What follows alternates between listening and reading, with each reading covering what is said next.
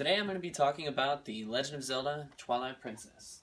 As you can see here, it's one of the installments in the well-known Legend of Zelda series franchise by Nintendo.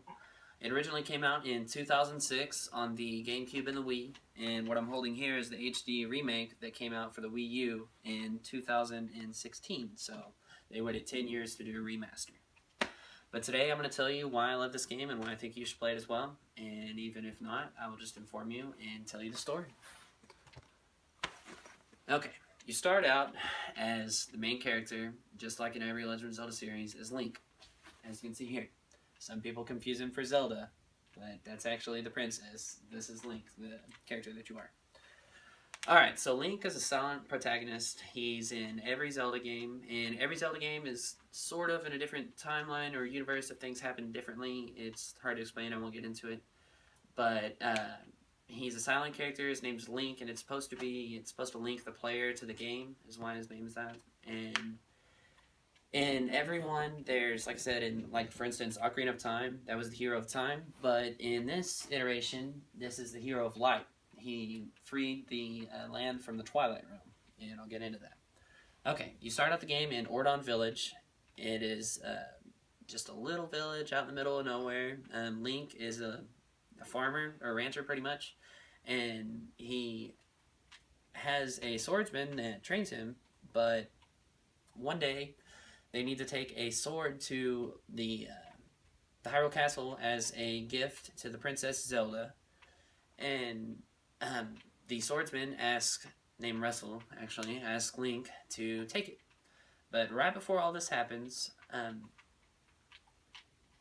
the Twilight, per se, attacks and takes over the realm, and everyone turns into floating spirits.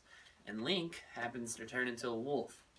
Now this is, I'll get into it later, because he has the Triforce of Courage, and like I said, I'll explain all that later. But you start out in the village, you turn into a wolf, you come back, and short and sweet, you end up being able to turn back into a human by gathering the tears of light and giving them to the light spirits, which in turn can cleanse that province from the Twilight. And after you clear each province that you have to go through, you have to do the temple. And there's the initial 3 temples. There's the Forest Temple, the Fire Temple, and the Water Temple. And you're each trying to get a piece of a very ancient artifact so that you think you can overtake Zant with the help of Midna, which is actually the Twilight Princess, we come to find out. But she is also in a different form, having been cursed by Zant. Now, having said so, after you beat the first 3 temples, you go to the Sacred Grove and you get the Master Sword. Now, the Master Sword is a key part in every Zelda game, almost. In this one, I'll get to it later when I explain the items. But you get that, and then you end up on another series of quests, or dungeons, that you try to get shards of Mirror of Twilight. And you end up going to Arbiter's Grounds, Snow Peak Ruins, Temple of Time, City in the Sky. And once you get all those, you end up putting this mirror together so that you can go to the Twilight Realm and fight who you think is the main boss, Zant, which is the usurper of Twilight that took it from Midna, the Twilight Princess. Okay, so you end up going there, and then, again, the Master Sword gets an upgrade. It's the Light Sword, where it dispels all darkness, and it can reflect energy, actually. So it's a little more, per se, powerful than it was before. You end up defeating Zant, and then you come to find out that there was a greater power that brought him into the world. It was Ganondorf, which is usually, not always, the main protagonist in a lot of Zelda games. So after doing so and defeating Zant, you find out there's really a bigger batter behind that. So you go to Hyrule Castle, where Zelda actually is, and it's ironic because you wouldn't think the final dungeon or boss would be there, and you fight Ganondorf. And once you defeat Ganondorf, you end up restoring the land to its own, and you become the hero of light. And now I'm going to move on to the items. I've got here HD Collector's Edition walkthrough, and it shows, I've got a whole list of items here. I'm just going to go over some of them, the most important ones. Because when you enter a dungeon, you end up getting an item every time. But there's a sub-boss, and then there's the main boss. Now the sub-boss, you end up beating him, and then you get the item, and use that item in turn to defeat the main boss. In the Forest Temple, it is the Gale Boomerang. In the Fire Temple, it is the Hero's Bow, and also you would need the Iron Boots for that. In the Water Temple, you end up getting Claw Shot, which you would need the Zora's Armor, so you could breathe underwater. And after that, let's see. There's the Double Claw Shot, the Dominion Rod, the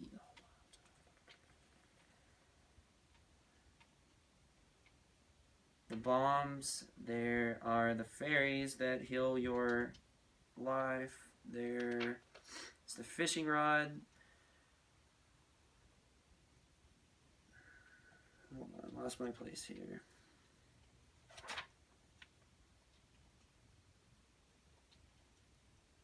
There it is, the spinner, the last one I didn't mention. You find it in Arbiter's Grounds. Anyways, as far as armor goes, there's the regular green tunic that you always see Link in, and there's the Zora's armor, like I was saying, that you can breathe underwater. Now, as far as weapons go, you start out with a regular Ordon sword that you use for the first 3 temples, like I was telling you about. And then, like I said, again, you get the Master Sword. And at first you also just have a wooden shield, which is the Ordon shield, but that can burn up, so you can in turn get another one if that one ends up messing up. But you end up getting the Hylian shield, which is the best shield in the game because it can't burn up. And as far as items go, that about wraps it up. But now I'll get back to why Link turned into a wolf instead of a floating spirit. He, like I said, possesses the Triforce of Courage. The Triforce is 3 different pieces. There's a Triforce of Courage, Wisdom, and Power. And it's just passed on, and someone just, they happen to be, like Link happened to be the chosen hero. And Zelda always has the Triforce of Wisdom, and Ganon has the Triforce of Power. So, they are the 3 that, I guess you could say, exempt from the Twilight. But, moving on. In the Twilight Realm, it is a completely different dimension, but what happened, like I said, is when Zant usurped Midna, he kicked her out of the Twilight Realm and started trying to take over, our realm, the Light Realm, with the Twilight, and was turning all the creatures into Twilight creatures. Anyways. The HD remake has, as I showed you, this is the walkthrough, but they redid the graphics, everything, but they also added one thing. It's the Wolf Link amiibo. This is Midna here, and this is Link in his wolf form. If you put this on the gamepad, it actually unlocks more content that wasn't in the original game, called the Shadow Trials. Anyways, that's Twilight Princess, and I hope that you'll pick it up and look into it. And you've got a number of options on the GameCube, Wii, or Wii U. I would personally recommend doing the Wii U remastered version. If not, it doesn't matter.